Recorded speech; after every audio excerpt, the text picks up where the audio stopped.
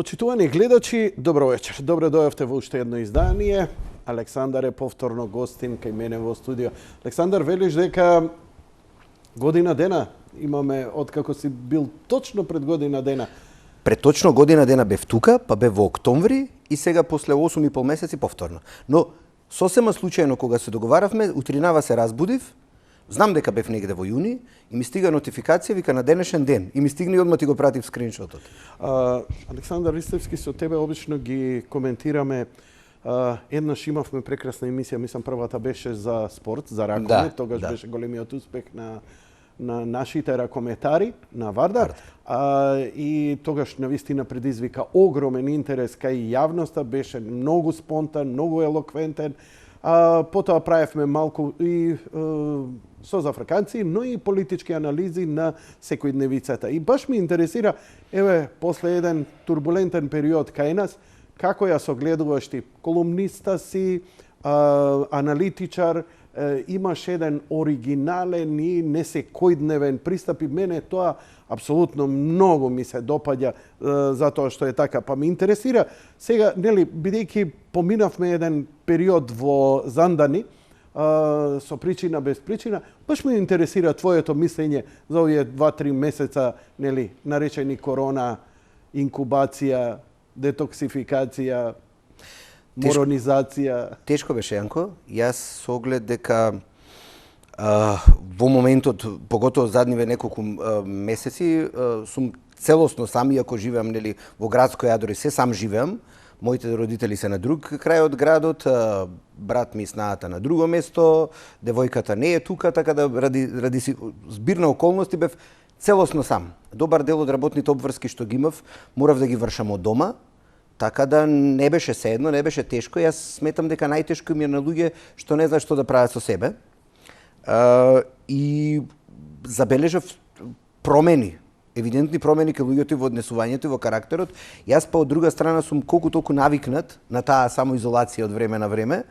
Сега беше поинтензивна, потешка, но јавме изговор сите да одиме да фрламе ѓубре која не треба, само за да излеземе повеќе, не е лесно. Види, ова сето што ни се случи со заразата и пандемијата на светски рамки не направи да можеби се преиспитаме себе си, да инвестираме во себе. Некој инвестира во храна, па се здебелија 10-15 кила, некои попуштија, можеби психички се, но има луѓе кои ти си еден од нив. Да. Не беше?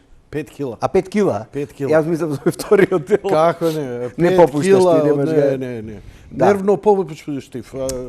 Иначе, кога напомена околу случувањето од претходните гостувања, јас пак ќе се навратам на тоа точно пред една година и ова пред 4 месеци. Точно пред една година правевме муабет за онаа моја колумна за изборни модели.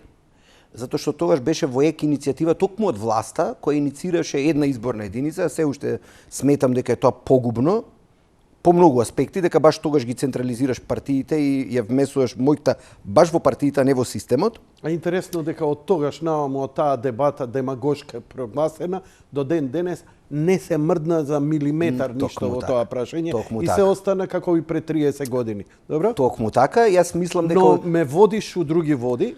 После следниот очигледно дека со интелигентни и паметни луѓе се дружиш, но ја те молам да останеме на корона. Ме интересира твое согледување што се случуваше изминатиот период. Не ми треба стручно, ми треба твое лично мислење. Одлично, јас дали беше тоа лага, дали беше добро спроведено, дали беше лошо спроведено. Ме интересира твое лично мислење и со ограда дека ти не си медицинско лице и стручен аналитичар медицински, но ме интересира ти како човек, го ценам твоето мислење. Еве ќе ти кажам, јас имам една можеби предност пред останатите луѓе. Јас во одреден период пред некои си 15 на години кога бев студент, се дружев со членовите на студентскиот сојуз и на асоциацијата на доктори. Токму тие доктори се сега баш оние специјалисти на чии грб е здравството, луѓе кои се меѓу 35 и 42-3 години, така да во голема мерка јас имам кореспонденција, значи разговарам со луѓето баш со докторите. Оние прекрасни луѓе, оние асоциација на млади специјализанти што ги прават визирите се, целата екипа ми се другари, токму таа тројка, нели? И каже го Ненад Лазаров и Бојан и Каре, знам што точно работат. Знам еден куп доктори кои се во државна болница, кои се во 8 септември, кои се во болницата во Битола, во Тетово и токму од прва рака од нив знам што се случува. Сите скепси кои можеби јас сум ги имал према вирусот, сите сомневања дека е некаква перална на пари, начин за контролирање на луѓе, па после нели 5G влијани антени да поставувале, јас ги ставам ад акта само ради една основна работа. Ги гледам како функционираат тие луѓе. Кога мене доктор, стручно лице ми кажува дека месец дена синот си го нема видено, кој има 3 или 4 години, затоа што се изолирал од страв дека ќе го зарази, кога ќе ми каже докторка од болница Битола дека со полиција ја носеле, со полиција ја враќале во полициски час, ја носеле од работа и ноќе, дека заспивала кома и се, дека не можела да се справи нели со себе и со начинот на живот кој функционира, целиот муабет дека е нешто фейк, дека умирале само стари лица, за мене е навредлив и понижувачки. Значи, ние имаме проблем сами со себе затоа што одредени лица пред се политичарите, а после и докторите, и професорите, и останатите, ради сето она што се случувало во задните 30 години, го изгубиле авторитетот кај обичниот народ. И обичниот народ гледаш настапува скептично кон се, што е жално.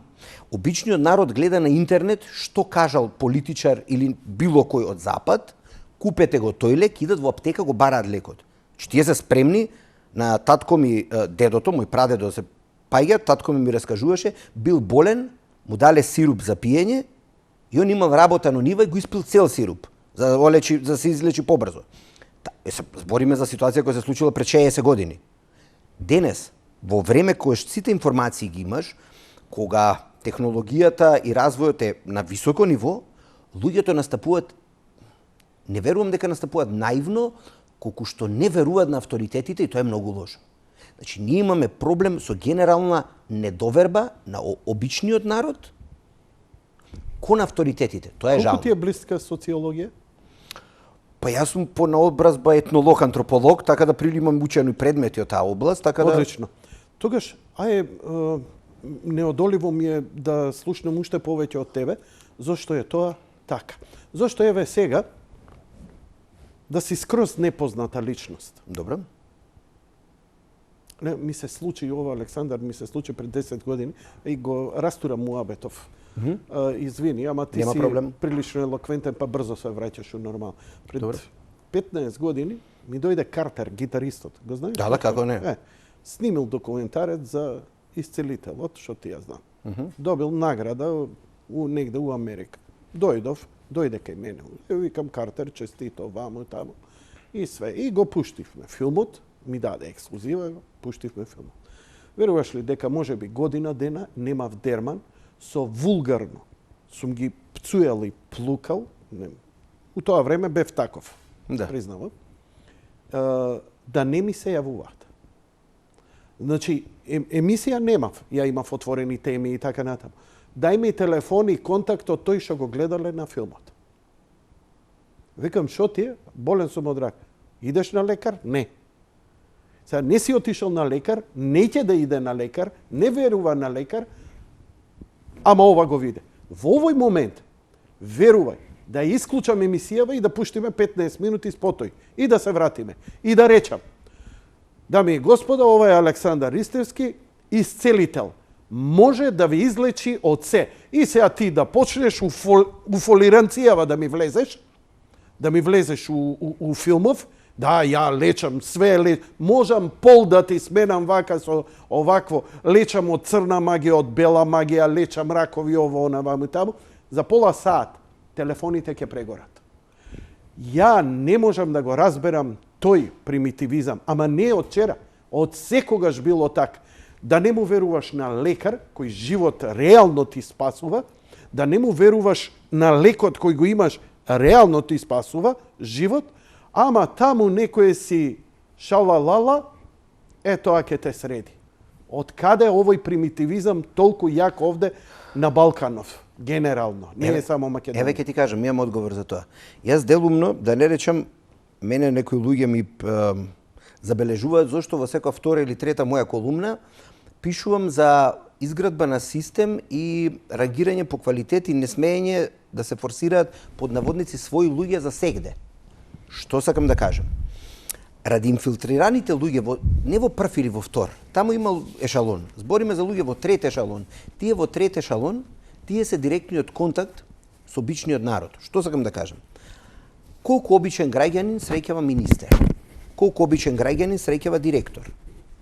Обичниот граѓанин неретко сретнува бюрократ. Ако ти тегнува пред 10-15 години се воспоставено систем со стиснимо лајк оценување на по шалтерите на, кажи го, работниците на шалтер. Да. И се јас не знам дали профункционира тој, дали даде ефект, не. Но знаме една работа. Дека има мал милион луѓе кои се жалат на закочување на постапки. Јас имав едно уникатно искуство 2003 година, као младо момче, бев на студентска размена, работев во општина во Ирска. Баш во општина работев. Одлично. На размена бев. Секој што мисли дека нешто брзо таму се решава, има голема грешка. Ние имаме филм дека брзо нешто оди, не оди ништо брзо. Значи, еден случај обичен за во мало градче, градчето се викаше Каван. Каван е со околината 15.000 жители, цела општина околу 5-6.000. Значи, како ти кажем, некаков пандан на Кочањеве, да кажеме. Добро. Добра паралела. Значи, градче со мали селца, околина овуна. Нема кој нас да ти текни и да си направиш настрешница. Не смееш. Не смееш да правиш настреш, не куќа да доградиш. Па ќе кажеш некој, абе село.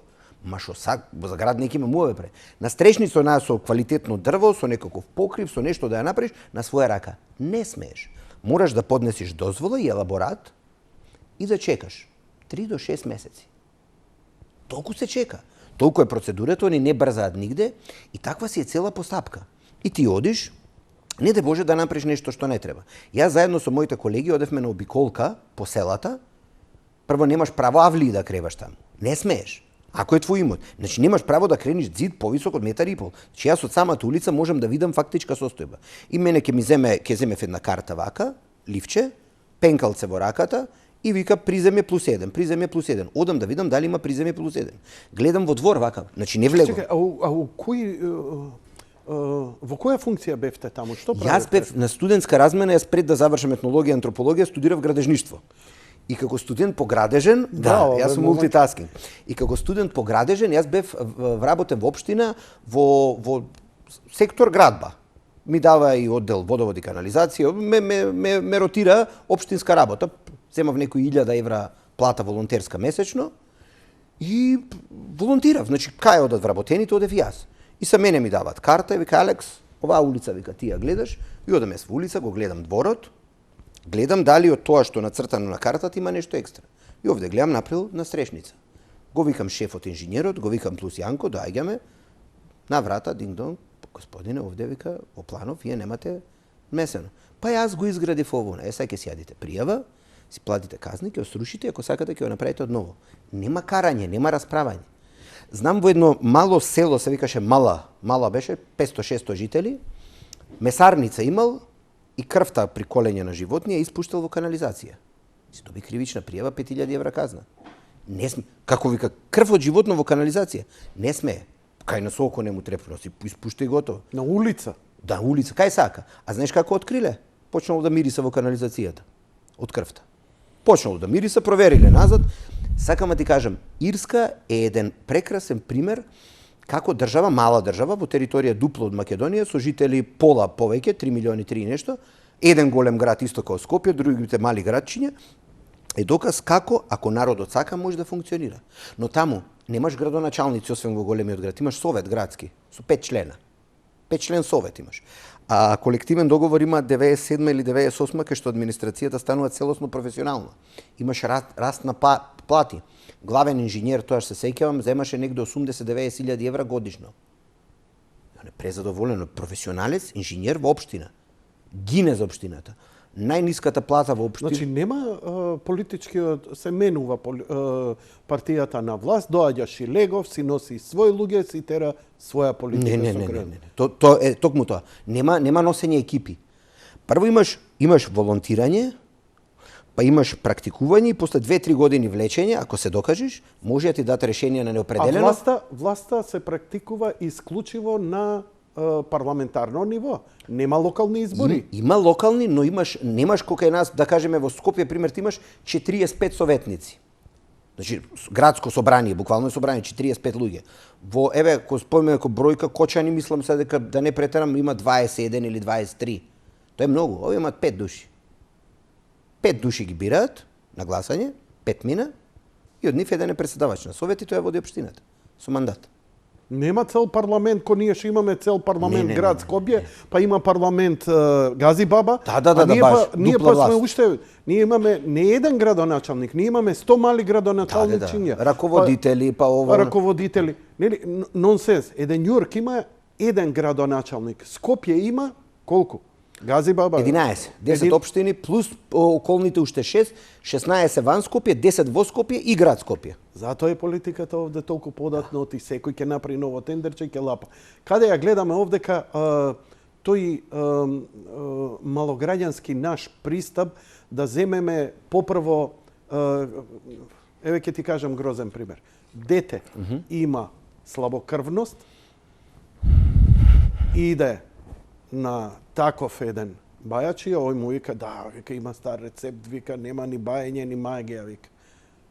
Крв од желка. Ја коле желката, крвта и ова ја пие и така да се ова. Се јавувам во емисија, во емисија нешто спомнав, читав, ствари ми испратија, бев шокиран дека некогаш за некакви болести на овие простори се правела маст од глувци. Глувчешка маст. Желудник ги фаќале глувците, ги сушеле глувците, па ги мелеле, па од тоа се правело помада и ово, она. И го кажувам со резигнација, со срам да ви. Дека ти се гади, да? Огавно. Како сте се осмелува? И уве ти се јават кај може да најдеме. Кај да може да најдеме? Ми се јавува и после се јавуваше пола сат ја исклучив. Значи, да ми каже колку била здрава таа мас, колку била добра. Они уште го прават, го применуваат тоа. Сега, што ми збориш ти мене? Не сретнале тие луѓе административец. Ова што го збориш во сосема друг. Овој примитивизам кој ние го носиме, ова е ја разбирам дека се создало во времиња кога било паганство, кога немало никаков друг илјач да се најде, кога сме немале ни шамани да не лечат, нели? Па снајди се со што можеш. Ама ние барем и по турско имало некој лекар нешто што лечел. Еким. Да. Значи, те разбирам за овој примитивизам, но дали можам да го поврзам? Зошто повеќе се верува на нешто од пред 300 години, кој е докажало дека ширело и болести, носи смртни случаи, тешки инфекции, заболувања до смрт и попрво тоа ќе го проба, одошто да го проба со временото кој ти го вика лекар. Недоверба. Од каде до лекар? Еве сега ќе ти кажам пример. Јас како студент, кога бев пред 5-16 години на Институтот за етнологија и антропологија, ние одиме баш во рурални средини. Низ годините се разви систем. Сега, ако си студент, пример, на етнологија и антропологија, кога одиш на терен, дури со баба и со дедо, што не знаат да читат и да пишуваат, мора да ти дадат изјава. Изјава во смисол, изјава во која ти подпишуваш дека тој подпишува дека ти дозволува да го снимаш, аудио или видео, и дека материјалите ќе бидат со цел за истражување тоа и тоа. Зошто? Луѓето имаат тенденција да лажат или да даваат лажни ветувања. Ние колку и немаме Тимбукту, ама еве пример, јас ги имам шетано. Лажат дури и на ова. И ова си во право. И само слуј. Да. И се одам јас на терен, се сеќам праксата ми беше негде 2005-2004, не знам која година, бевме во Преспа. И се јас снимав, сега ќе ти кажам во кој села, во Брајчино, во Љубојно, во Кранивлегов, во Претор. И што ги прашувавте? И во чекај, не мора детали, да. Добро. Јас пример, секој зема тема од старт. Мојата тема беше миграции и селување преку, кажи го, биографски метод. Што значи тоа? За да дознам за селување, јас те прашувам за твојот живот. Така полесно ти ми се отвараш. Биографски метод. За твојот живот зборуваш, јас цело време зборам. И која ти е тетка Маре? Маре тука живее, не во Австралија. Кога отиде и ти ќе си кажеш се за Маре. И после брат ми Стојан ваму, брат ти кај е во Битола. Кога отиде во Битола? Се фаќаме за братот. Фактички, сведочењето на Јанко за својот живот мене ќе ми даде 100 информации за 100 различни луѓе, кој од кај се доселил, кој кај се иселил и како. Значи тоа има техники на пристап. Сега, што има ситуација? Мене ми доаѓа да кажеме селанец.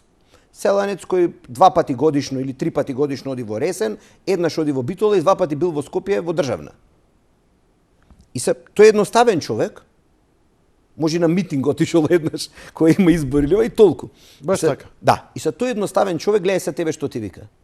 Кога ќе одиш, тогаш беше нели тоаш председател на влада, предходно председател на држава, предходно премиер, кога ќе одиш во Скопје да му кажеш на Бранко.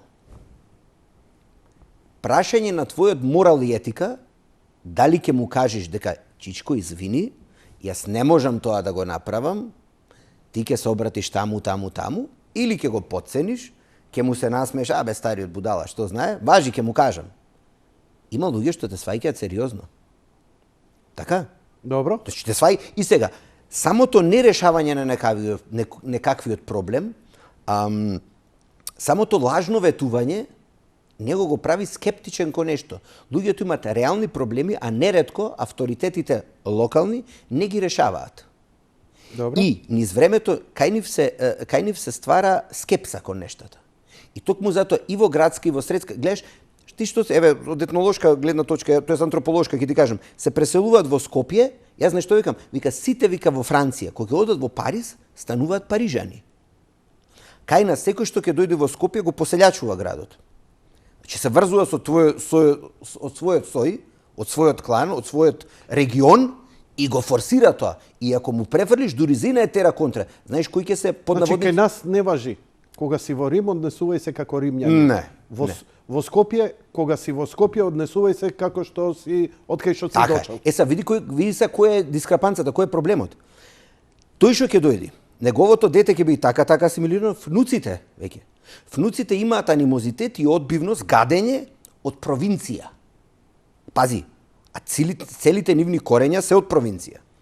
Најголемите хейтери кои викаат селјаци, провинцијалци, неписмени, вакви, онакви, ти реков ми рече, се луѓе чии баба и дедо се од Горобинци и од Пишица. Дедо му е до... Значи, тие не се 5 генерации.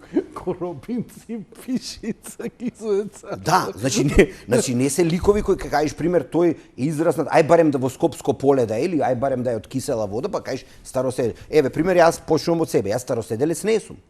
Јас дури не сум ни роден во Скопје. Јас сум роден во Битола. Но јас сум цел живот во Скопје. И сега, еве, ти кажи ми мене, јас како да се представам? Јас ако одам во Битола, мене ми викаат еве го Скопскиот. А овде во Скопје мене ми викаат еве го Чкембарот, еве го Битолчанецот. Као да ти кажам, јас имам шизофрен момент, знаеш, онака цепање на индивидуа. Као да се деги, јас викам, јас сум македонец, јас сум од Скопје, еве пример со локалните идентитети. Јас сум 30 и нешто години израснат во Топанско поле, во Чаир. И сега јас имам нешто чаирско во однесување, нели? И пркос и двојазичност, форма и чалам таков локален. Неколку години живеев во Кисела вода, сега сум во Карпош. И се секоја средина има различен менталитет, то се некакви локални култури, локални авторитети. Мене пример се уште ми е смешно на делба на карпошани центарци со аеродромци. Нешто како религија го форсираат. А 90% од нив може и роднини да искочат, дека се од Пекчево, да кажеме. И сега дел навивачка култура. Сега ќе збориме не само навивачка, него и ривалитет, прилепчани, битолчани, велешани со кавидачи, Западна Македонија, ние ова, ние она и така натаму. Ама некој ривалитет и така натаму. Ама се е тоа нешто од примитивните времиња, останато. И сега тоа се концентрираше во Скопје. Но, се враќаме сега, бидејќи еве направивме еден мал психолошки профил на македонскиот народ, се враќаме на COVID-19 и однесувањето на народот, како што велиш, одеднаш вика ќе прочита некој таму му рекол сумамед да земаш и го снема сумамедот одеднаш. Сите и што треба и што не треба, и кога не треба, зема сумамед. Разбирам да земеш лук. Разбирам да земеш босилек. Или ѓумбир. Ѓумбир да земеш. Чај од нане да земеш. Природно. Нешто природно. Разбирам да трчаш, да вежбаш. Разбирам витамини да земеш. Ама лекарство специфично. Антибиотик кога немаш никаква инфекција во тебе, мислам, надвор од думот, а до толку знаат. Верувај дека до толку има познавање. И сепак. Но, кога го кажуваш ти ова и наше однесување, во даден момент ние имаме, како го кажа ти убав тој збор латинизам, дискрапанца.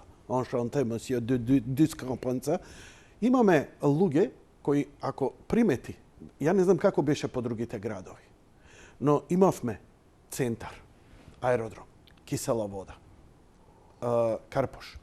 Ја ова можам да го тврдам, затоа што ја имам дозволи за движење после 22 часот. Ја имам за време на полициски час од 16 до 24 часот. Никогаш не ја злоупотребив, оти нема зашто да ја злоупотребиш, кај ќе идеш. Имам нели мој медиум се, кај да одам, да. Кај ќе шетам по улица. Не, сакам ти кажам, одев да фотографирам по пат. И ќе направив муабет со полицајците, здраво живо, ово, она ќе ме легитимира. Знам дека треба по најкраткиот пат, ај ќе му речам идам до бензинска пумпа, бидејќи ми беше дозволено. Значи, снимав однесување. Значи, стварно не можев да приметам луѓе кои го прекршуваат. Како да снима некој филм утописки, како да ја заглавил некој фотографијата, како да е фриз фрейм. И викам, браво народов, види го. Ми беше разочарувачки, нели, бидејќи тоа од страв го праеше. Едно е дисциплина и послушност, тоа респектирам. Не респектирам страв, оти тој произлегува па други работи. Но не забележам. Кој ќе се вратам, отвори, нели, до 2-3 сабајле, обично ме следиш ти, да. Нешто постирам, пишу. Во ова населба, во оваа област, овие се шетале, оние се шетале. Како до толку една различност во перципирањето на сето ова? Еве, карма и за бич, градоначалникот што ги ослободуваше овие што за време на полициски час се групира, излегува на протести, текој у Сенџелич. Да. Па позитивен на коронавирус. Знам. Карма и за бич. Карма и за бич. Знам. И сега, од кај ни иде тој примитивизам? Дали затоа што сме различни етникоми, едноставно се форсира, ти цвикаш, јас сум похрабар, еве искачам. Од каде таа психологија на непослушност крајна? Па дури и своите не си ги слушаат. Може да ти кажам, вака сега може ќе ми се наљутат тие во моје обкружување во Тафталиџе, ама се почитуваше до одредено време, првите месец дена. Добро. После кој се споја жичките на луѓе, ти на Гологанов и на Партизанска нема да видиш ништо. Ама меѓу згради, ако беше до 7 полициски час, деца на купче и родители на купче си играат до 9 сат. Зошто така? Едноставно или престанаа да веруваат, или едноставно им пукна филм, или затоа што ти доја на карта, ако вие можеме и ние. Не размислувајки за реперкусиите. И од тука... Значи јас пак ќе кажам, јас по улица, еве јавно, по улица сегде шетам без маска, ама шетам сам, не шетам со 5 луѓе. Второ, мене не ми се јасни луѓето кои носат маска со изваден нос. Значи, ќе бидам малку безобразен да носиш маска со изваден нос, кој да носиш долна облека со извадени некои ствари напред. Смкнати до колена. Нема логика. Значи, самите доктори дури викаат, еве јас, докторов Нено Лазаров, кој ми е пријател, вика на луѓе, ајде, вика, што вика да не ни влези преку очите? Дај преку очите влегува. Влегува. Па еве го секоја вечер иде тој спот кој го пуштаме и на ова од Светска здравствена организација. Ама види го однесувањето, знаеш, тој инак умираат само стари луѓе. Добро бе луѓе, еве, што е под вас стари? Над 50 години? Да. Па чекај, јас имам родители. Јас не икам на родителите мои да им се случи нешто. Само болни луѓе. Не е точно дека само болни луѓе. Значи не е точно. И после, пак статистика некој вади. Повеќе луѓе умираат од грип. Да, ама за сезонски грип ние се вакцинираме, тоа е прва работа. Второ, грипот сезонски покажува симптоми веднаш, за ден-два. Овој вирус, проблемот е што удара белодробно и ги уништува внатре. Океј, тоа знаеме, не можеш да ја. Најбитниот момент, што мава со одложено дејство. Значи, некој ќе те зарази сега, ќе го изумиш моментот, ќе тераш 2 недели и после 2 недели ќе те падне. Тоа кај обичниот грип го нема, затоа вирусов го прави толку подмолен и опасен. И сега, мене, еве еден куп пријатели, дури наши заеднички пријатели, ќе постирам нешто, ќе напишам, абе брат, не си ти до толку глуп, уште ли те лажат. Нема мене кој да ме лажи, јас не се информирам од медиуми, јас се информирам од директните учесници во борбата нова. Еве на еден наш пријател денеска починал уште еден 40... Бог да го прости, од Антена 5, Диджи Ицко. Бог да го прости. Претходно водителот кој задниве 30 години го гледа. Драган Вучич, се извинувам. И сега некој ќе каже, абе имала диабетес, имал шеќер. Луѓе до 85 години живеат со такви болести. Дајте, ослободете се. Македонија урива рекорди. 193 новозаболени од COVID-19 и 9 починати. Ние идеме секој ден се повеќе и повеќе. Ова веќе контейджен нема. Овдека сега само еден голем напалм од НАТО кој што надлетува и да ја заврши работата, за да не ги упропастиме соседиве. Иначе, што да ти кажам, сега да сум светска влада и гледам, знаеш она, види, ќе жртвувам за 8 милиарди луѓе, ќе жртвувам 2 милиарди. Ќе им джитнам на македонците. А за 8 милиарди, да? Да, за 8 милиарди ќе жртвувам 2 милиона македонци. Ќе им джитнам атомска бомба, бидејќи не можеме да воспоставиме ништо. Гледај, и народов го разбирам зошто не им верува. Пази, воспоставија таков сериозен карантин за едноцифрена бројка. И народов вика, единствено, значи, пази, не е глуп народот, тако ја ги рчкам. Вика, единствена добра постапка им беше Дебар. Кога у Дебар се јавија неколку случаи, 9 случаи, го затворија цел Дебар. И Дебар може би сега нај-окей место во целава приказна. Да, има еден двајца, ама инцидентни. Инцидентно. Ама затоа сегде другде експлодира. Скопје па поготово. Одредени населби. И кога се правеа, нели, како се правеше, мене не ми беше лесно, ја како верни 30 години не сум пропуштил за Велик ден, да не бидам во црква, окей, проголтав, окей. Ја ќе си се разберам со Господ, не отидов, бев послушен. За следниот верски празник, еве можело 6 сати до 11 сабајле. Од 6 сабајле до 11 можело. И после офлеле. И сега, нели, ја заради не смеам да ги зборам тие работи, нели, заради осетливост на темата и ќе ти го извртат, па но се разбираме и ти ме разбираш, ме разбираат и другите. И сега викаат, чекај бе, како двојни аршини? На крајот на краиштата викам, абе луѓе. Па нели е, се викам, она проклето во мене Морфиевско, не христијанско. Остај бе Марфи, нека ја заврши работа, остај Дарвин, нека ни се израдува. Ако е ова цената за да се опаметиме, бидејќи ние како нација, ние како народ, ние како држава паметне ни дојде, па да изгледа стварно треба нешто многу да не бапне вака сериозно, укини и све, па е да видиме колективен имунитет, таа фантазија што не постои. Види, тоа е реално, значи ако се вратиш на почетокот на вирусот, Меркел рече една работа, што се сомневам дека канцеларка, тоест главна на влада на Германија не знае што зборува. Таа рече ова нема да се среди додека едно 70 до 80% народ не се зарази. 66% кај мене во емисија лекар од Германија, Горан Трајковски, да. Што значи тоа? Они сакаат да го контролираат заболувањето, да ги заштитат најранливите категории.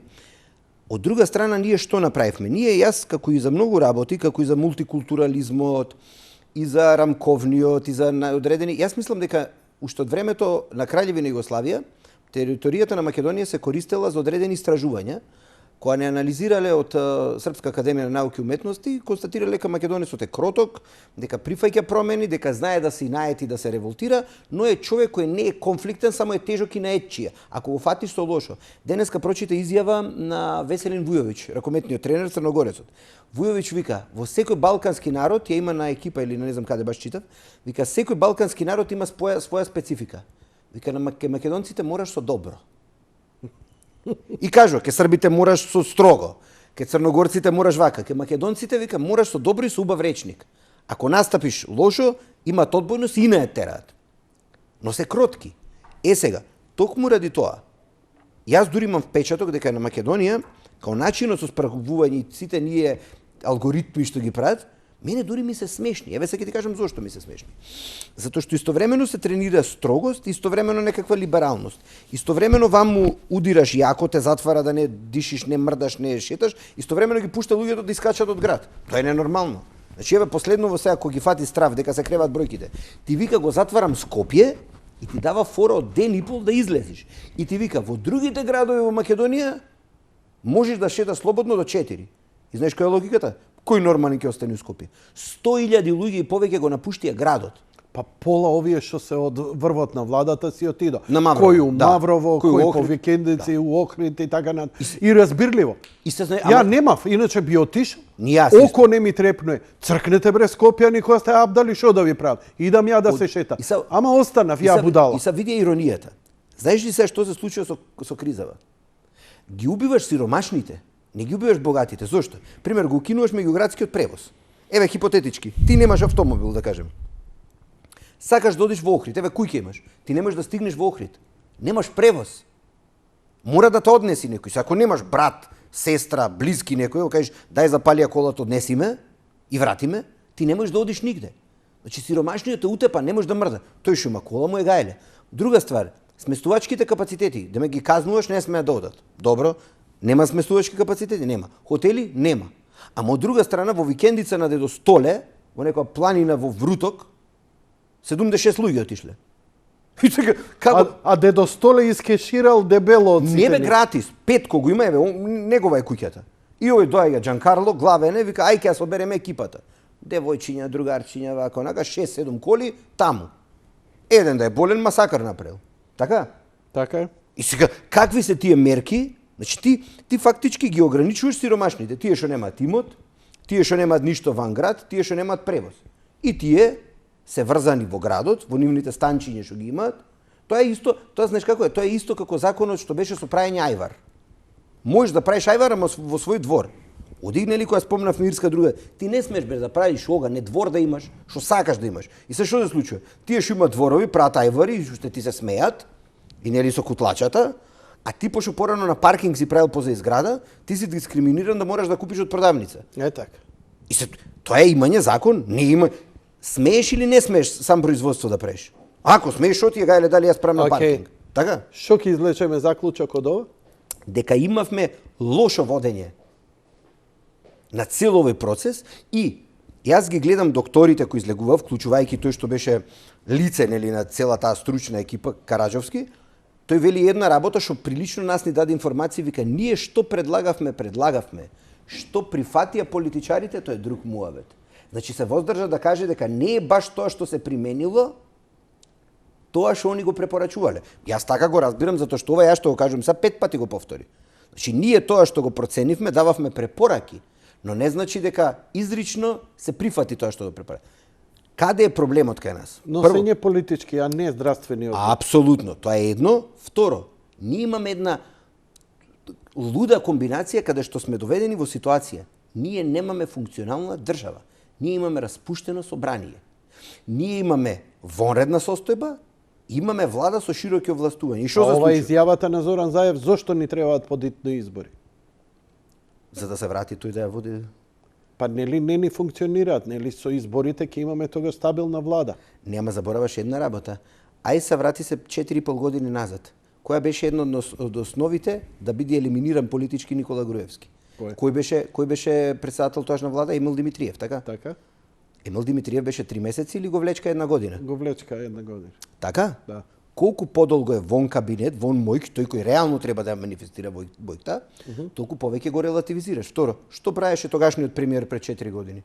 Правеше нешто што тој проба да ја врати мојкта со тоа што одеше координираше нели министри, ама па го нападна медиумски, кој си ти, во кое својство одиш координираш министри. Истото се случува сега. Во кое својство дава препораки? Еве имаше нели ситуација каде што Заев се сретнал со министерката за финансии, со не знам кој, им давал инструкции. Во кое својство? Немаш право да бидиш таму? Така? Значи, тоа што му се случуваше на претходниот премиер, пред некои си 4 години или 5, му се случува сега на актуелниот. Му се разводнува периодот кај што е тој обезвластен и тој колку да има функција, да кажеме, политичка, политиките на државата тој не ги води. Значи, тој е обично физичко лице кое предлага своји идеи, но нема де факто внатре во администрацијата, и тогаш таа негова екипа се јача или му ги намалува неговите позиции. Разбираш? И на крајот се сведува на водење политики, што е жално затоа што самиот народ во државата се наоѓа во форма на заложник. Тоа е the big picture, тоа е големата слика и тоа е проблемот кој ние реално го добиваме. Ние како народ севкупно сме заложници на борбата политичка за власт. политика ќе збориме за изборите во следно, по паузата. За крај да завршиме. Што е твојата прогноза со оваа пандемија? Што кај нас или во светски рамки? Овде, кај нас, што ќе се случи? Пошто во светски рамки ние забележавме, секдека веќе се опуштаат мерките. Еве прост пример ќе ти кажам, пошто имам директна информација од прва рака, од соседните држави. Гледаме. Они го релативизира односот. Пример ќе земам, ќе почнем Бугарија. Че во Бугарија авионските летови никош не прекина. Ние целосно затворивме и аеродром, и авиособрек и се. Затворивме целосно. Дали знаеш дека во изминатите 2-3 месеца, благодарение на властите таму, амбасадата македонски се, до сега јас колку што знам, последна бројка што ми е кажано, околу 14.000 граѓани се вратени преку Софија и преку ДВ Бајр. 14.000. Од другите држави ние не сме имале пристап. Косовскиот аеродром Приштина исто е отворен. Србија удри строго едно време. Пред недела дена гледавме овде во Јужна, во Сурдулица, Сурдулица е некај 150 км од тука, со партизан имаше од Белград 2000 гробари доаѓаа, гушнати пееа на вива. И пази, што ми е малку екстремно, затоа што до пред месец дена Србија и Македонија беа пата-пата. Пата-пата процентуално по заболени, според мерките, според ограничувањето, и одеднаш дојде ситуација, му пази, и кај нив има избори, не заборавај. И одеднаш ги пуштаат, ги распуштаат, кажи го, ограничувањата, и не само што се игра спорт, него се игра пред полни стадиони. Пример, гледаш ти Германија, гледаш Шпанија, ги гледам задниве 2 недели, 1 недела од кога ги има, празни стадиони. Во Шпанија дури беше интересно, пуштаат публика во позадина. Гледаш на звучници. На звучници, реакции. Што малце смешно, Германија баш она ко тренинг утакмица во Анталија, да гледаш, ко во Анталија, знаеш, на припреми. Во Шпанија пуштаат на звучник и дури наредени оние слики на столчиња. Супер, па лала им вера, виртуелно. Да, за напренос да изгледа. Во Србија човече имаш публика. 3000, 5000 и се пази, ај Шпанија ти е далеч, ама Србија ти е тука. Јас се смеам, Бобан Авалон е интересен со статусите на Facebook. Ако читаш Бобан што би, Бобан вика, не ми е јасно, вика, како може тој вирусот вика на 100 км така да мава и да не мава. Или во Србија вика сега масакар ќе биде, или ние нешто не правиме кој што треба.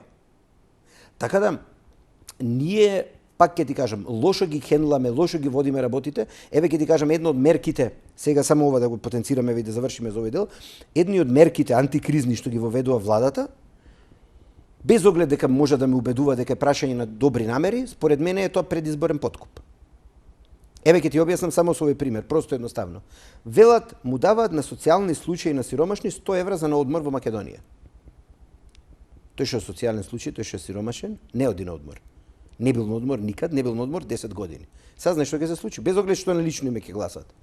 Ќе почнат луѓето да ги шиткаат 2:1 ваучерите. Јас ти гарантирам. Како ќе контролира државата? Јанко Илковски ќе добие ваучери, ќе треба да се пријави во хотелот. Супер, јас ќе му ја фотографирам личната карта, ќе му дам 3000 денари на рака, ќе му го земам ваучерот. Ќе земам од 5 души ваучери за 15.000 денари, а ќе вреда 30.000 денари. Кој што правеа за лаптопи, кој што правеа за компјутери. Браво, и за бензин на време. И во хотел, знаеш кој ќе оди? Јас ќе одам. Тој што е сиромашен, тој што е социјален случај, ти да му даеш 100 евра, тој не оди човече во Охрид. Не бил. Знаеш дека пола Скопје има луѓе што никад не биле во Охрид. Ја мене не ми се верувало, пошто јас одам често. Знаеш што ќе биде на 1 јули кога ќе се отвори границата со Грција? Охрид нема да помири со овој народ. Кога ќе навалат бетер од црвите. Така е. Тоа ќе биде поплава. Окупација на сите. Имаме една статистика. Ајде пауза. Ајде, ќе продолжиме. Ќе продолжиме. Ајде. Одиме со блок реклами, веднаш потоа се враќаме назад во студио.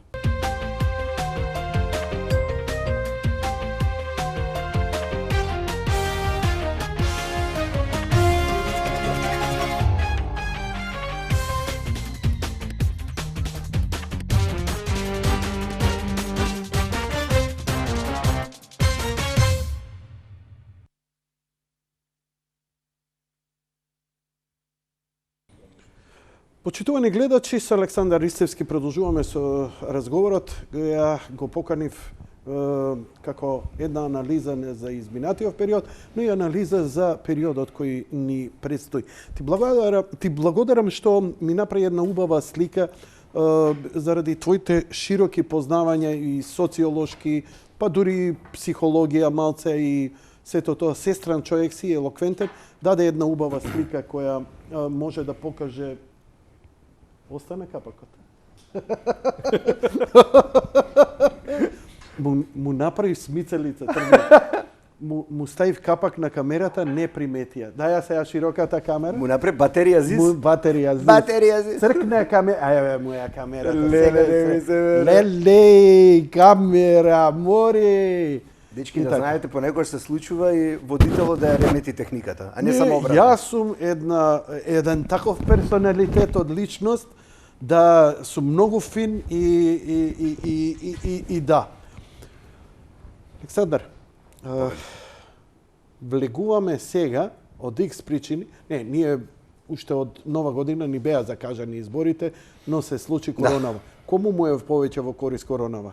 СДСМ или на ВМРО? Двострана штета. Двострана штета и не од нова година, да знаеш, целата ситуација беше од моето последно гостување. Тоа беше недобивањето датум во октомври, ти текнува? Добро. Тогаш актуелната власт сакаше да спаси што може и беше спремна да оди на избори одма. Добро. Опозицијата сосема разбирливо не сака да оди на избори во зима, затоа што ако на лето можеш да се вадиш на карта, дека е топло вака онака, во зима е и небезбедно, и е темно, и има шанса за снег и било што, и свесно го посполнели, го одложи за пролет, за да има место и за прегрупирање, едноставно за да се организираат кој што треба изборите. Во дадената ситуација, штета имаат сите. Збориме за политичките субјекти.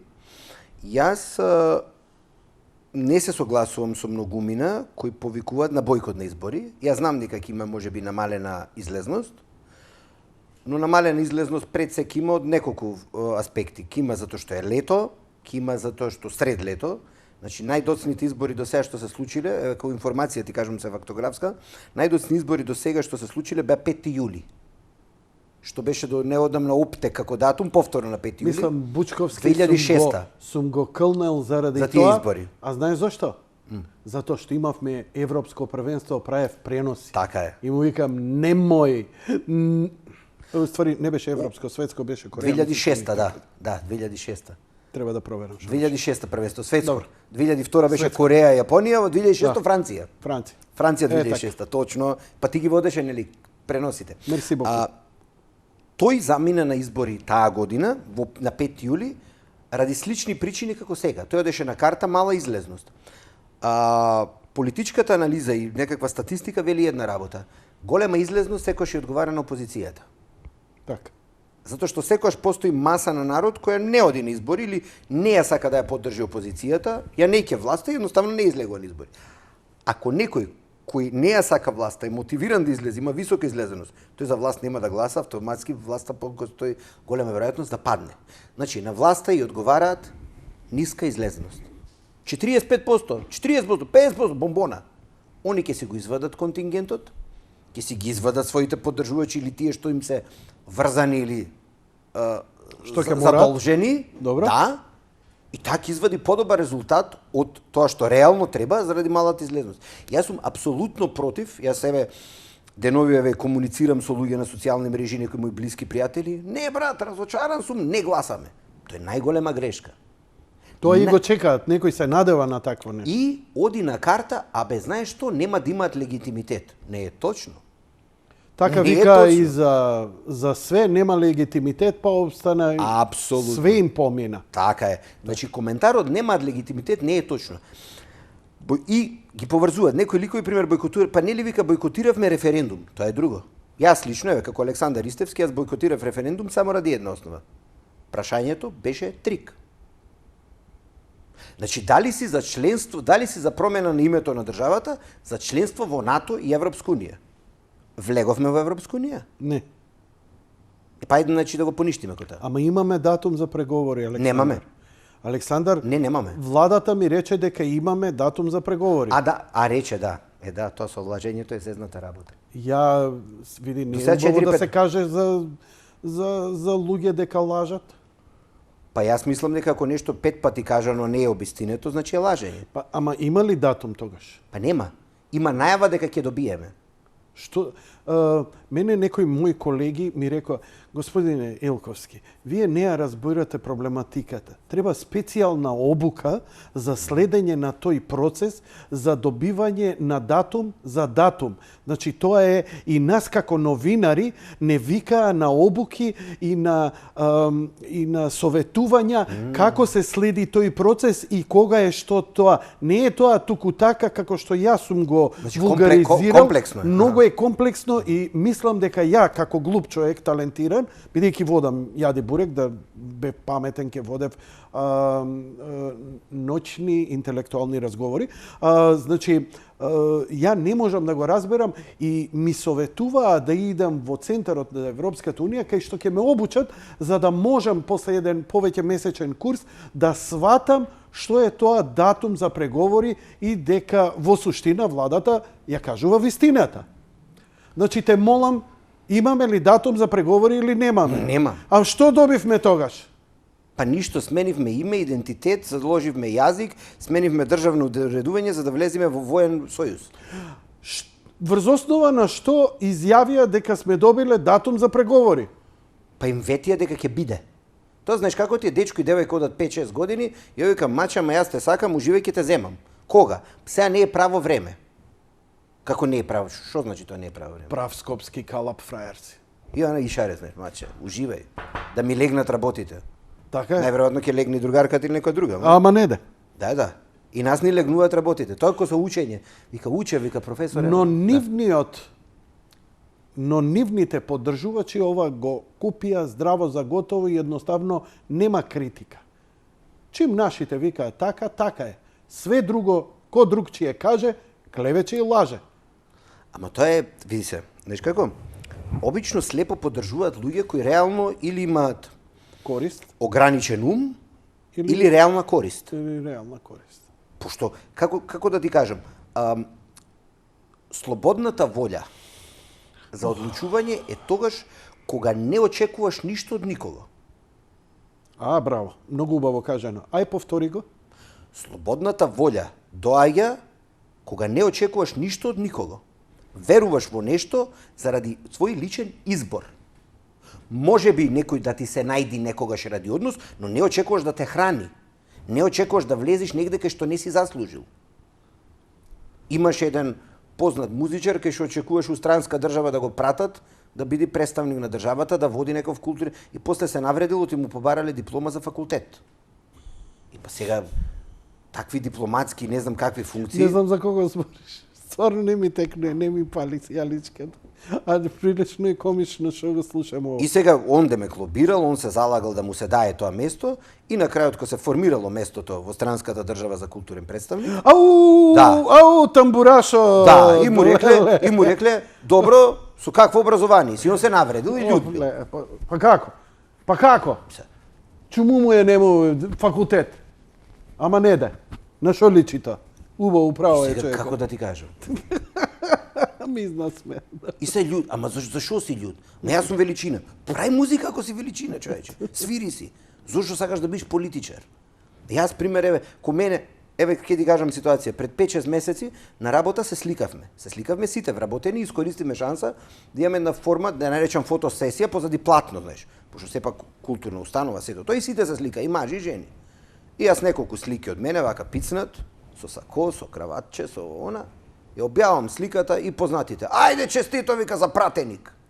Јас нит сум спомнал, нит сум искажал амбиција за такво нешто. Значи, аз се сликаш, луѓето мисла дека си спремен, поставен за нешто, знаеш. Ти колку пати не ти се случило гости твои што се, познаници, кои се реално дали аналитичари, дали бизнисмени, дали интелектуалци, дали луѓе, пример, во сфера на... Лајкче ти дам? А што заќуте? Да, иначе... Дај широк кадар, што му прави? Кадри. Се обидува. Ајде. Да. Ама многу е мераклија, не, значи за селфи фотка одма видео. Како која поза? Со паре, добро. Таа ми онака бицепс до израз ми доаѓа. Па дај сакото да го извадиме, да завиткаме малце и да... Да. Синан, соблечи го. А со снагата. И сега Не може битолченет без мајтап. Од чаер, да. Па од чаер тоа е, како да ти кажам, тоа е есенција. Исцеден и останало само она мрста. Иначе ќе бидам искаран, треба да бидам погосподен човек, добив забелешка. Да. Се навраќаме на муабетот. Кај се тие папучите од Чик Куманово, кај ми се бе тука не донеси. Јас сум љубител на топлинки. Топлинки, да. Не, имаме други убави едни кафејави, легендарни од времето на Јена, ќе ти ги подариме. Да. Певме? Кажи. What are you? You кавилјесец. Can I translate you on the other page of the street? Значи се налоти заради тоа што му барале високо образование. И сега ти кога се сликаш, твоите реагираат. Кај вика ќе те стават? Ма зошто луѓе мислите дека по дефолт човек кој анализира состојби медиумски, да кажеме, се експонира, пишува на неделна основа, зошто мислите дека мора да биде или во извршна или во законодавна власт? Зошто? Може би сака, не знам, да биде слободен уметник, може сака да биде советник од позадина. Кај нас ја изместивме матрицата, Јанко, на функционирањето на луѓето. И одман лактање, тие што мислат дека ти се конкуренција, бе овој него бива, катастрофа е. Смешно е, мене, јас деновиве ми се случи млад пријател, познаник, и се ти му, мислам познаник, неколку години помлад од мене, му пружаш рака, како си, што правиш? И овој на нож. Те следам, ја тебе пратам, што правиш, оно. И го гледам вака, викам се, загрозен е од мене, шо е муабетот? Че јас го сакам, него стварно кој човек. Ти пази нешто, те гледам нешто. Заради политичката определба? Не, тоа е од истата страна. Од истата страна. Не, тие, види, не разбирам. Тие што се од противниот табор идеолошки од тебе, тие те ценат. Мене пример ме ценат, знаеш зошто? Не сум злобен, не се заканувам, не вреѓам, не кажувам кој кај ќе лежи, што ќе прави. Прво јас не сум судска власт. Зошто би кажувал кој кај би лежал, што би правил? Значи, прво, не е на нивото моје на речник да коментирам такво нешто. Си има органи на прогон и тоа е тоа. Јас не се занимавам со туѓи кариери и злопотреби. Јас работам во сфера на финансиски сектор и работам во сфера на култура. Зашто се правдаш? Предобар момак си да се објаснуваш себе си. Знаеш, истото ја таа грешка ја правам, дури и ти ми викаш. Јанко, што се објаснуваш, 30 години кариера имаш. Така е. И стварно во право си. Па што се објаснуваш и ти сега? Будал. Океј си. Будал. Значи, ја абдал. Да. Збори го општо. Значи, имаме ситуација каде што убаво ја возеше анализата кому му се потребни овие избори и како ќе изгледаат овие избори. Ајде да те вратам на шиниве. Враќаме. Избори мора да има. Океј, ајде да се вратиме сега на шиниве. Ајде.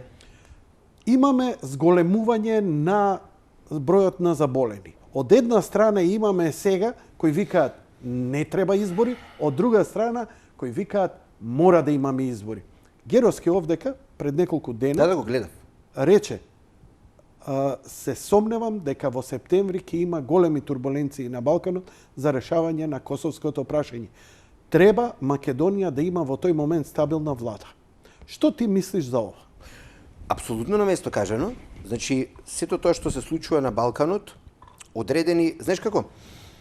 Очигледни се одредени чекори кои се случуваат. Значи, заокружувањето на македонското прашање, стабилизацијата негова со членувањето на НАТО не е мала работа. Затоа што кој остана вон НАТО на Балканот? Остана Босна, со нерешено до крај српско прашање, остана Србија и остана Косово како протекторат помеѓу Западот и самата Србија. Сите други држави на Балканот се членки на Евроатлантскиот сојуз, тоест на НАТО, вклучувајќи и Црна Гора и Албанија. Добро.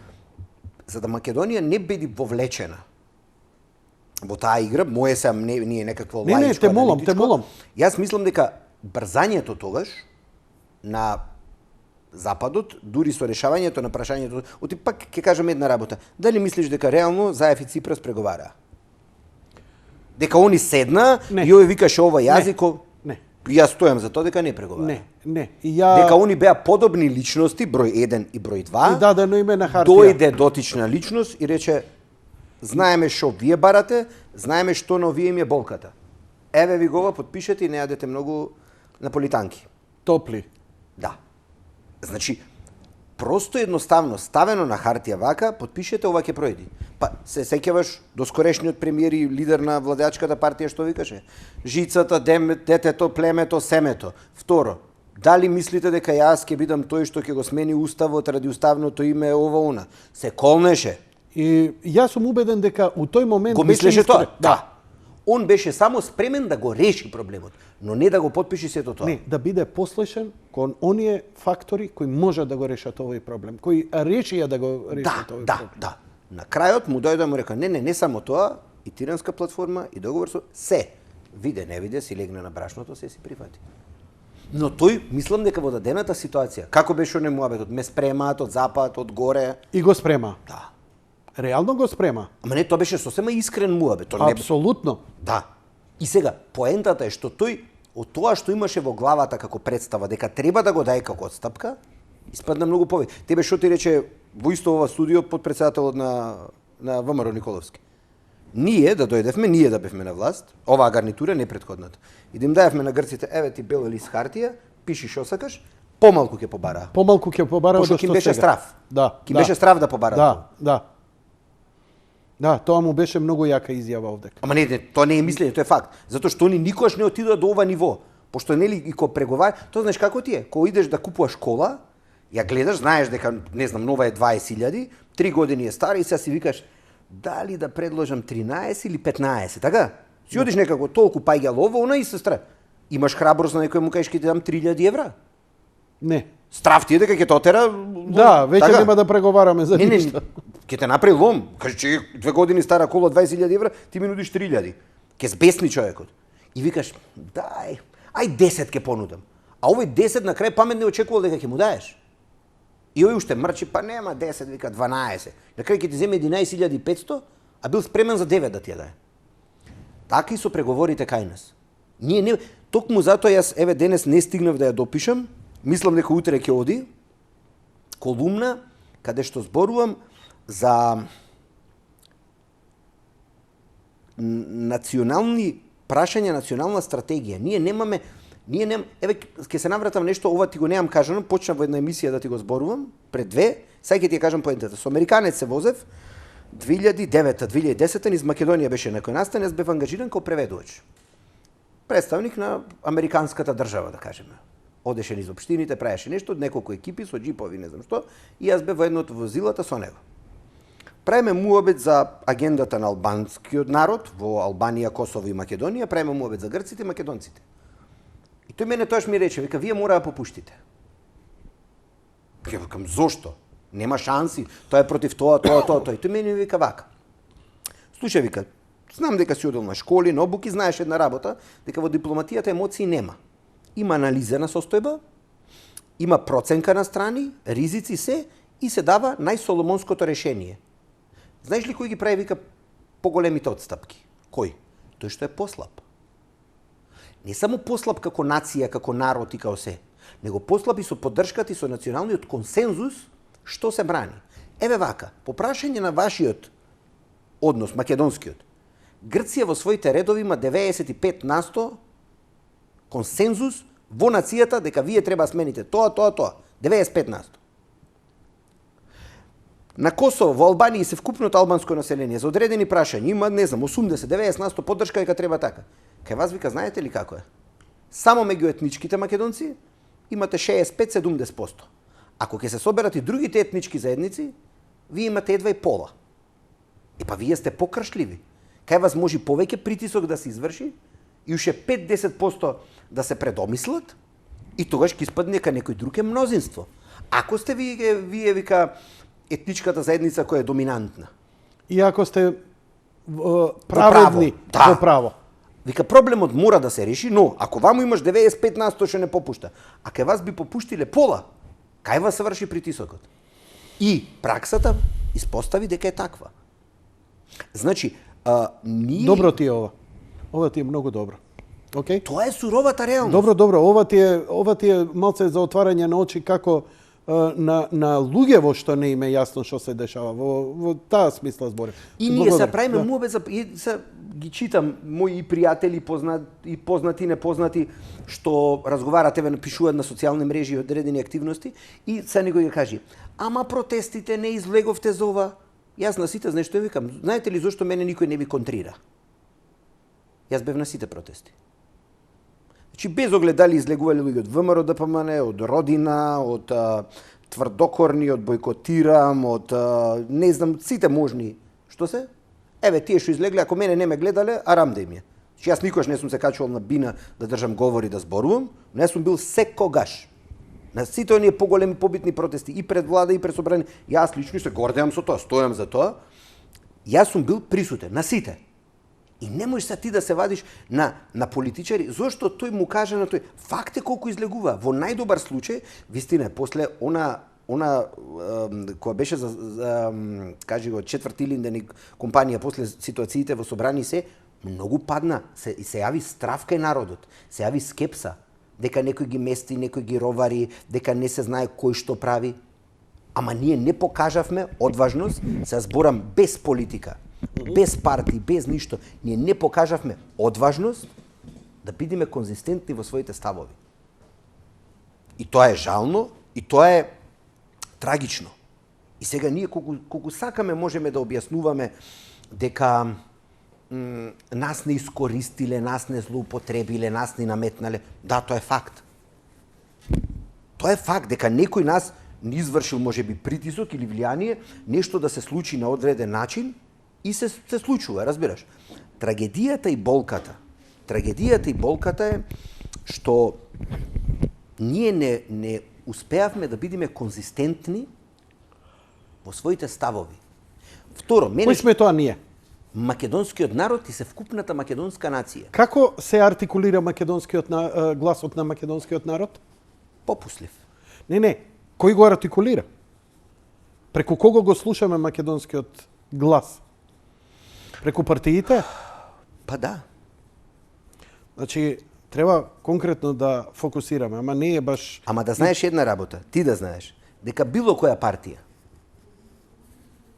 кога има отпор, го слуша народот.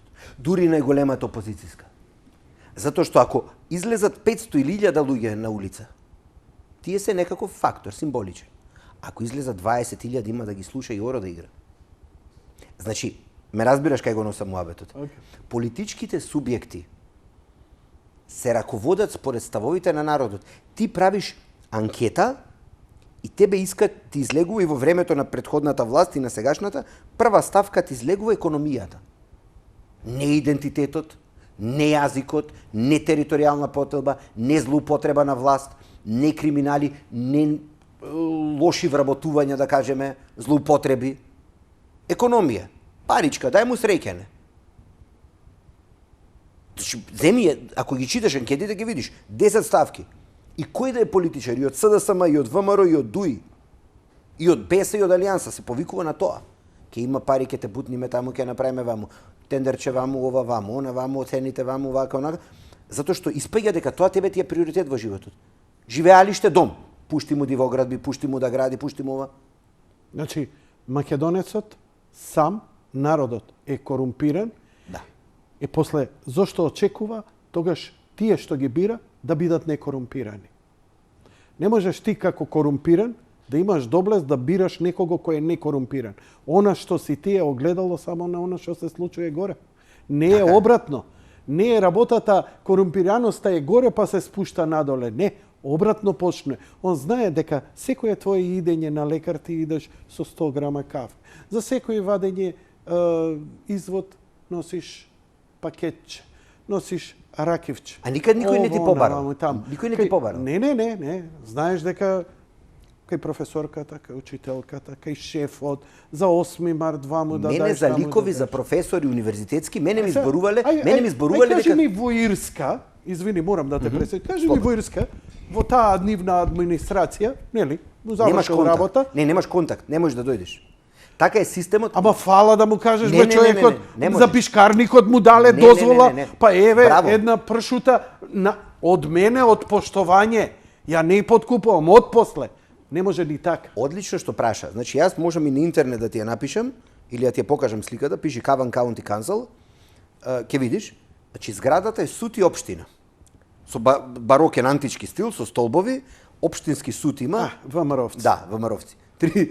Три суди има во општината, че општина суд, тројца суди има. Таму не е регионален суд, таму не се решават кривични, таму се решава дело типот на тепачки пијанство вона. Прерипај. Првите два спрата е судот, од позади влезот и горните два спрата е општината. Ти било што сакаш со општината, си има термин 2 сати дневно, не она цел ден. То само кај нас го има цел ден. Добро. Нигде во Европа нема или онлайн. Доаѓаш, поднесуваш документација. Физички контакти не можеш да имаш со вработен. Ти ја зима целата документација и после се влесува во една сала. Каја оставаш ти таа документација? На еден шалтер. На шалтер ја Толку. оставаш. Не можеш ти да го бараш инспекторот, да го бараш инженерот. Не можеш ти физички ја допреш до него, човече. Кој си ти со него да се среќаваш? Ти кажуваш што треба да исполниш. Елаборат ова, кона неписмен ти е кажано. Што мораш да имаш? Немаш ти го враќаат. Кога ќе го имаш? Ќе го прими цел случај и ти вика благодарам, кога ќе би готово, ќе ви известиме. 3 до 6 месеци. Да. Збориме за настрешница, за озбилно ти кажам. И се ги оставаш документите. Тие одат во една голема сала, колку 2 студија вакви, со повисок плафон, и таму работат 15 луѓе. Биро ваму, со заграда, нели, и биро, и на едно место кај што се решаваат случаите за дозволи за надградби, има едно дрвено коритце ваки, наредени се случаите. Мене, знаеш ли, еден босанец што ми рече? Брат, вика, ти таму се мосташ во општина, вика, јас имам човек што му кочи случајот, вика. Да ти фрлиме тебе некој динар, вика, суптилно од 36-ти случај да го бутниш прв втор. Начекал Балканец. Друг Балканец. Друг Балканец, викам, турнија работа. Нема шанса, викам, како? Тој беше од Нови Травник, од Босна. Дај, вика, да забрзаме постапка. Не, викам. Абе да го корумпираме и ние системот. Да си проба. Слушна дека работам општина, одма да ме врбува. Таму дури не кажуваат кој кај работи зашто. Не е твоја работа, администрација, работи готово. И овој си го тера случајот, кога ќе го заврши случајот, кој органите ќе средат, пушто има контакт телефон, ќе му се јават, одобрено решение писмено му го враќаат. Нема ни кафе, нема ништо. Но тие таму се професионалци, тие релативно. Ајде врати се сега кај нас. Ајде. Продолжи го Муабетов. За корупцијава, за све што го збориш. Значи, ние имаме генерален проблем што од политичарите, кога ќе не прашаат што очекуваме или што сакаме, ние бараме вработување, бараме врски да се... Како рече ти тоа? Да, таму дивоградбата. Детето да го бутнам, куќата да дивоградбата и така натаму. Сега, знаеш ли од каде јас пак цело време го влечам коренот? Од каде? Образованието од најниски гранки. Прво, ние сме држава во која нема градинки. Конечно пред 5-6 години, на крајот на владењето на претходните и на сегашните, им текна дека почнат да градат градинки. Ти имаш ситуација кај што пример еден куп млади, ја што ги знам пријатели мои, пример живеат во Ѓорче. Во Ѓорче нема места по градинките. Во Карпош има постаро население, не му ги пушта пошто е друга општина. Не можам да разберам како тоа е во врска со нашава проблематика за менталитетот. Еве, нема кој да му го чува детето, нема кој да му го воспита детето. Добро. Детето расти со баба и дедо. Јас ги сакам моите родители, утре моје дете, на татко ми и на мајка ми по цел ден нема да им го оставам. Добро. Ќе си иде у градинка тоа. Добро ти. Јапонските деца, кај ги учат на однесување на се? Се, значи домашното воспитание го добиваат во градинка, не дома. Така е.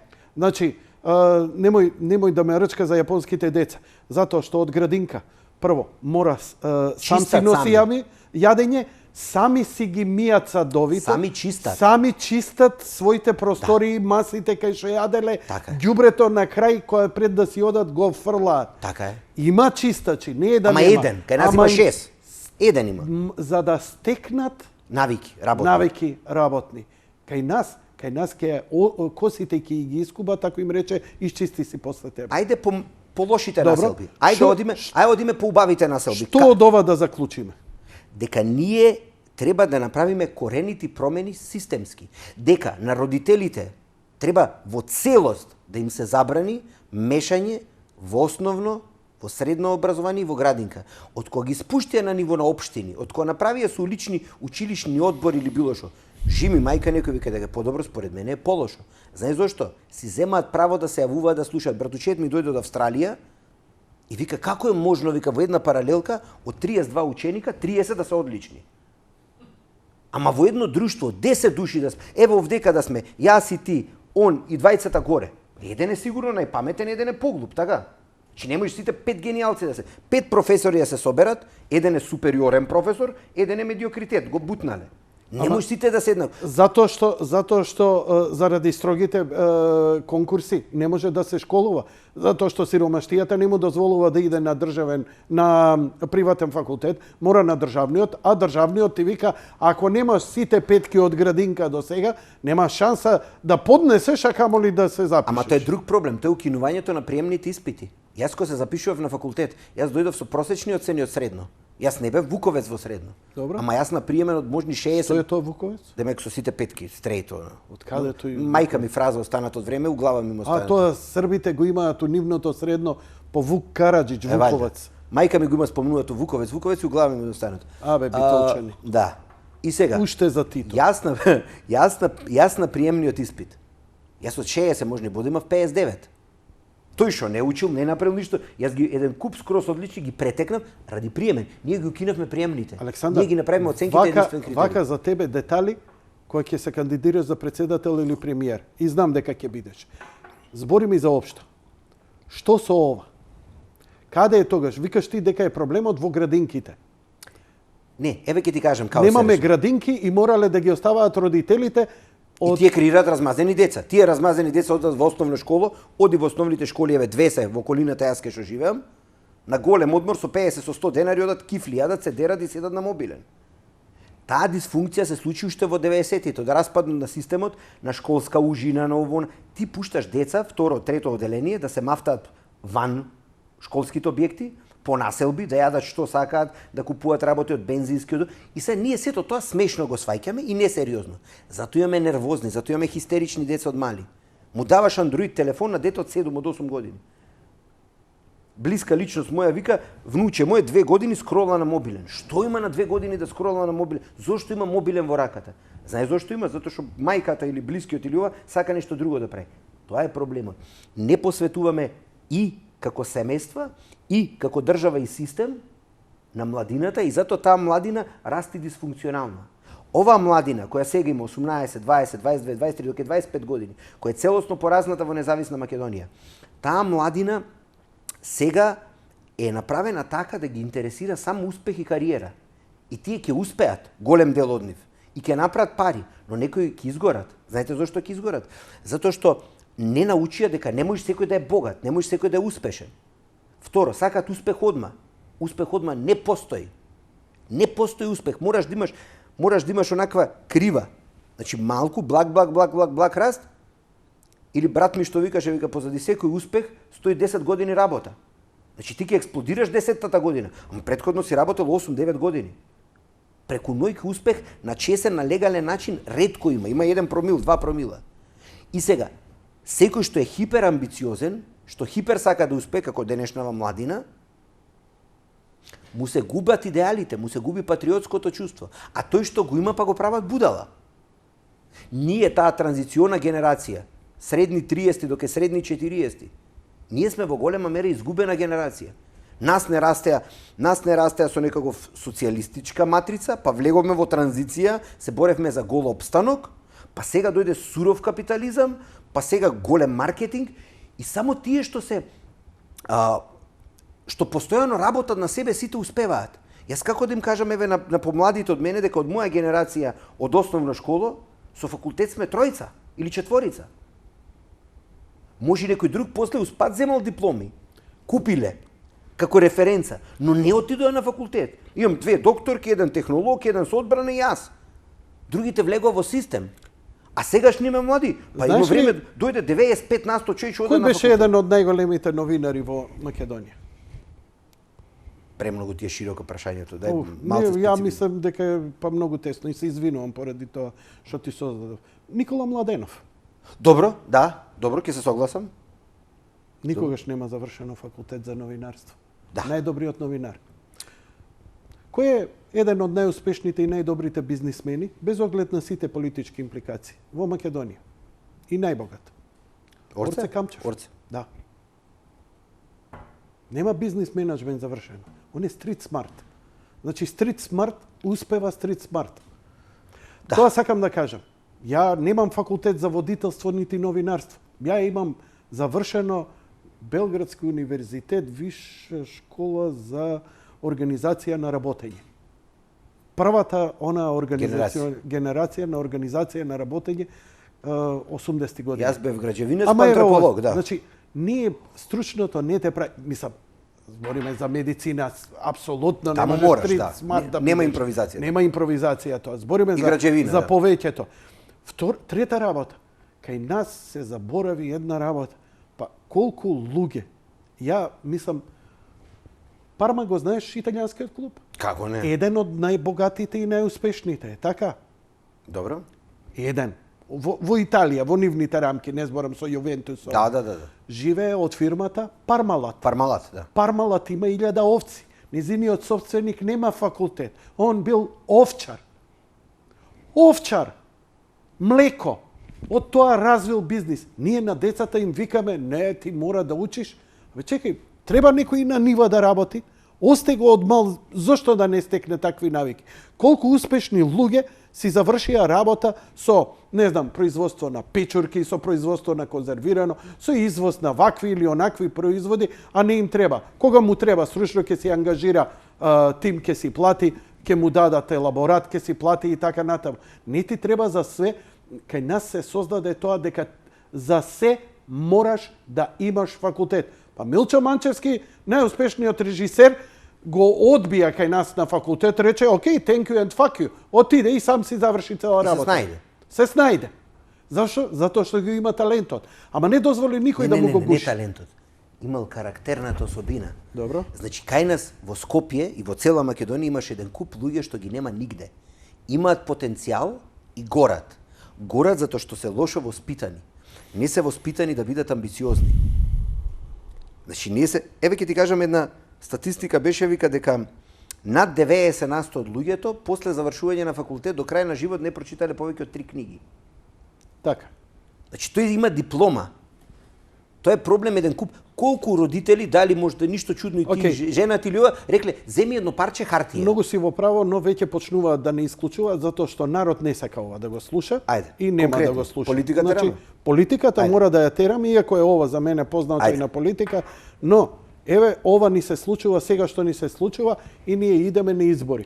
За изборите мора да има голем протокол за тоа како ќе бидат изборите. Имаш ли некоја идеја за тоа и за држија, но мене ми е што реакциите од јавноста вика ја не ти искачам ни за ВМРО, ни за СДСМ. Со вакви бројки на заразност и зголемена смртност не доаѓа во предвид, а тоа некому многу одговара. Одлично. Тој што го вика тоа, ако се вика Стефан ќе опрашам дали вчера бил во Веро. Добро. Дали дека пред да влези во Веро или во Тинекс или во Рамстор или во Стокомак, дали се шетал така по улица? Се шетал. Дали пред да влези го чекал еден батко на врата и му рекол ако немаш маска не влагаш? Или му рекол полно е внатре, почекај додека излезат другите, ќе влезеш. Му рекол. Влегол со маска, да. Фаќал предмети други што ги фаќале пред, че го направил тоа. Тој веќе живее со тоа секојдневие такво какво што е. Тој веќе функционира. Второ, се сеќавам многу паметно на македонските албанци, еден политичар рече, дали ова беше Артан Груби или не знам кој рече, вика ние добиваме сега, веќе нема борба со оружје со ова, се бориме со пенкало. Обичниот народ треба да свати дека највисокото нешто системско е борбата со пенкало. Тој ден може точно да покаже тоа што го сака, но само под еден услов, да излези и да гласа. Негласањето е одобрување. Значи, човек што не гласа на избори, според мене, нема право да се буни. Нема право да се буни. Луѓци на власта, гласај за било кој не е во власта. Сакаш да ја срушиш власта, тогаш гласај за најсилната опозицијска партија. Сакаш и не за да ја казниш, одбери политички субјект на кој му веруваш.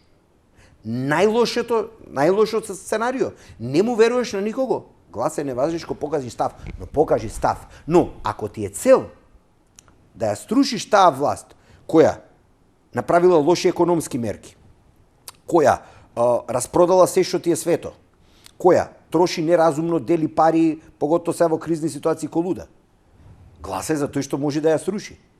Во дадениот момент знаеш кој може да ја сруши. Најсилната опозицијска партија. И тоа е тоа. Но покажи став. Не гласањето е. Не ме интересира.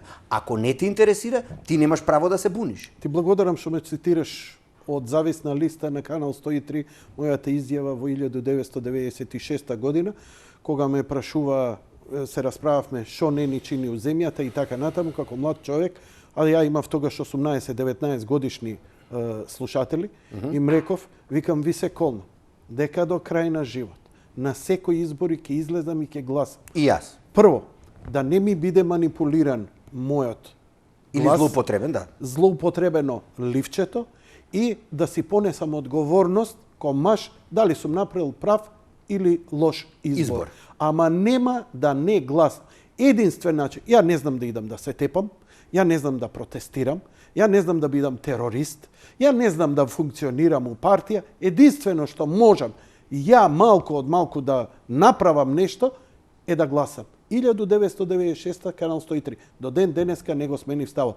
Инаку, моите поддржувачи, например, цензусоид ме нарекоа, моите големи поддржувачи и патриоти македонски, зошто сум рекол дека ќе гласам на председателските избори лани што се одржаа, кога Педаровски победи и така натаму, ќе сум му дал легитимитет на промена на името. Нонсенс!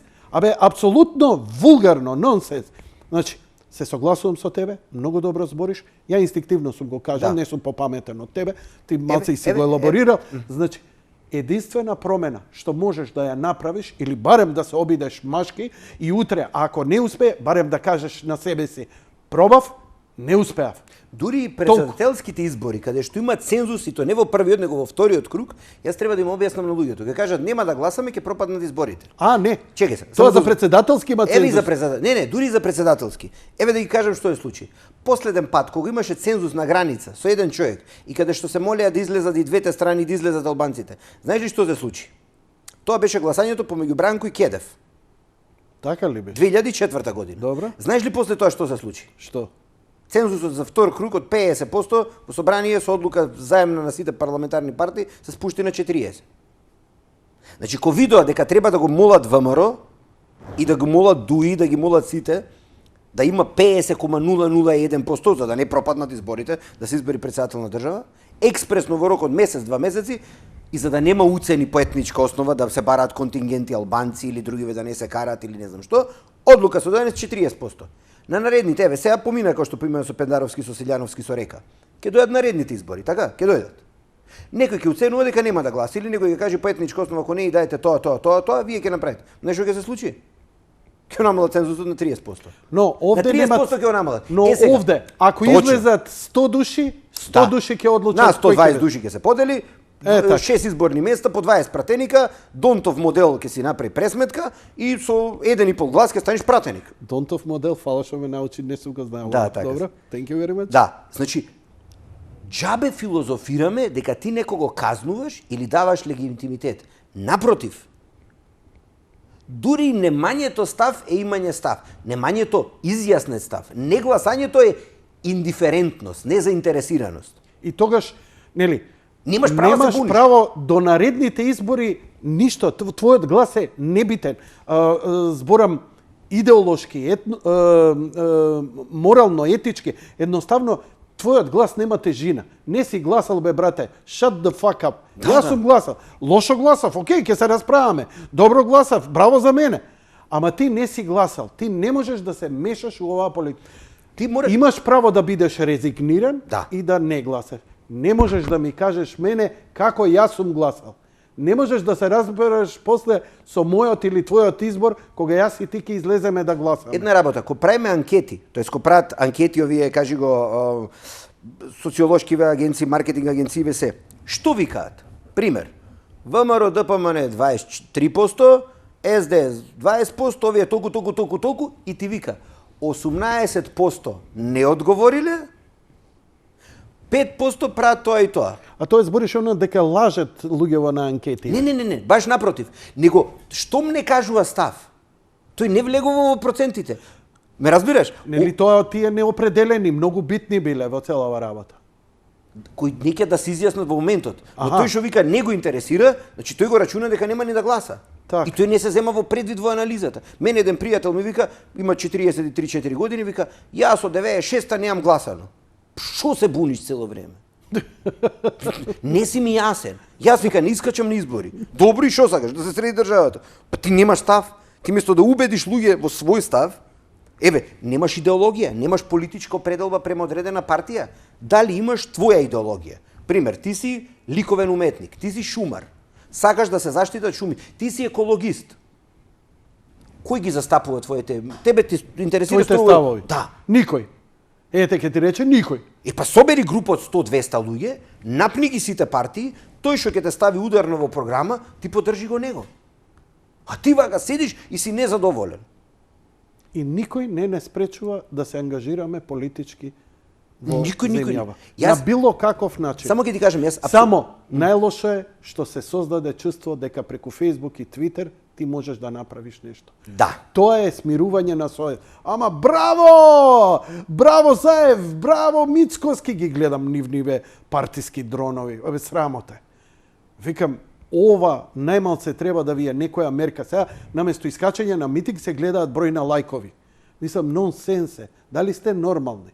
Дали сте, мислам, не ми е јасно. Знаеш ли кој е најдобар показател? Кога се спремаа листите, одредени независни листи, помали партии, пошто за разлика од поголемите партии кои што само доставуваат листа и тоа е тоа, помалине или група граѓани што е, треба да соберат потписи, одреден квантум потписи.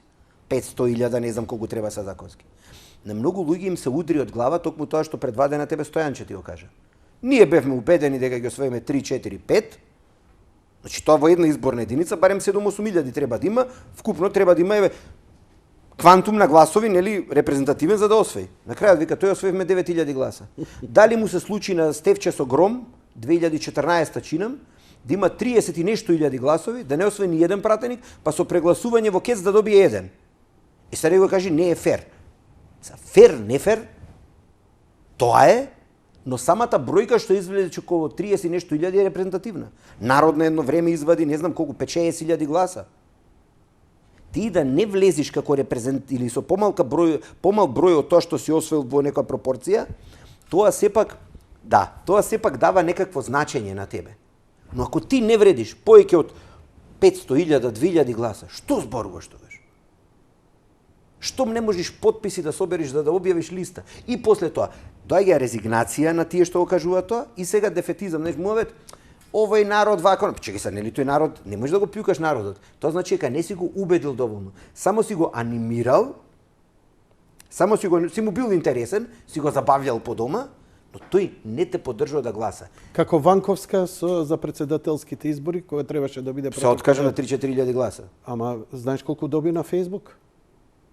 20-30 илјади, не знам. 20-30 илјади и се убеди жената дека ќе има сериозна поддршка. Значи, втора работа, лажат на Facebook. Уствари, пушта водичка, те ушема, у момент да, ми се свиѓа, кој ќе ти стане сега за неза ќе ти иде во општина, Министерство на правда. Значи, да се навратиме на најбитната поента и така финишираме. Само сакав да кажам. Да. Ќе беше многу поинтересни тие избори да беше Иванковска, пошто е велича. Апсолутно. Ја лоши односи сме, она нешто ме блокира и тамо, не е проблем. Но сметам дека она може да збогати. Да го размрда. Да. Се согласувам. Може треба да се намали бројката. 10.000 е реално многу. 10.000 е многу. Пошто да знаеш како услов за председателски избори треба или 10.000 потписи или 10 или 20 пратеника. Како е у Ирска? Не знам. Тоа не сум го анализирал. Не, чисто зборам како компарација. Компарација. Ќе ти пишам. Главната поента да финишираме. Како главна поента. Имаме избори кои целосно ќе бидат променети од сега. Големи митинзи нема да има. Иако митинзите се убави за палење на обичната раја, но реално не влијаат директно. Потенцирај го. Значи, има и истражување, го читавме јас и ти излез. Дека нема да сменат многу, да. Дека маските, сите да носиме маски за 15 дена, ке нема проблем никаков во држава од новозаболени. Само со маски, еве ништо друго од протокол. Само маски. Еве го текстот. Со покриени носови. Со покриени носови, нема маските овдека на врат на гуша, да. Така. Значи, нема страв зошто да се... Ја ќе идам на гласање, немам проблем. Ке има протокол, можеби на метро, али маската е доволно. Тој да има, јас да имам пријатно. Еден вика Жешко е. Луѓе, лето, не лето. еве уште 2 сата екстра ќе се дадат приквечер, но мој совет е, јас ќе го применам и ако не ми верувате ќе видите на лице место, че јас сум гласач на избирачко место 2455 или нешто, општина Чаир, во основно училиште Васил Главинов, се уште таму сум на лична карта, на улица Џон Кенеди, таму е гласачкото место, и јас ќе се потрудам да излезам пред 10 часот. Зошто? Ем додека е ладовинка, ем за да кој да е од политиката му припрпа, дека голем дел од народот искача, ем е ладовинка, ем да си ја завршам мојата демократска должност. Рано на сабајле, ќе си станам од спиење, ќе си се облечам, ќе си дојдам, ќе си гласам фино лепо, а тие до 9 вечер што сакаат нека прават, ној ќе цела ној нека бројат, како ќе заврши нека заврши. Народот ќе си каже кај сака да тераме. Тоа е тоа. Ете, тоа беше Александар Ристевски или Джейсон Статам од Битола со неговата анализа вечерва во Јади Бурек. Ја ти благодарам. Ти благодарам, за Јанко. Гостувањето и набрзо пак ќе бидеме тука, која ќе бидат малку појасни околу изборите. Пред, потоа ќе видиме. Почитувани гледачи, лека ноќ и пријатно.